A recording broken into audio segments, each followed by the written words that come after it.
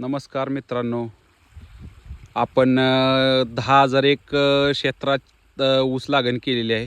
आपण त्याची थोडी माहिती घेऊया. 1 महिन्यापूर्वी आपण ह्या क्षेत्रात लागण केलेली. आता बऱ्यापैकी ऊसाची उगवण झालेली आहे आणि आता आपण पाणी सोडलेलं आहे. जिथं ऊस उगवला नव्हता तिथं ऊसाच्या कांडी लागण सांधून घेतलेली आहे आणि थोडी खताची मात्रा दिलेली आहे. खत घेताना आपण 24-24-0 आणि नत्रासाठी युरिया थोड्या प्रमाणात मिक्स करून खताची पहिली मात्रा दिलेली आहे आणि पाणी सोडलेलं आहे. जास्त थंडी असल्यामुळं ऊस उगवायला मार दिलेला, त्यामुळं आता ऊस सांधून घेतलेला आहे. पाण्यासाठी आपण 32 mm चे कॉक केलेले आहेत. अशा पद्धतीनं एकसारखं पाणी पितं बघा. पाण्याला पाजायला काही त्रास होत नाही, काय नाही.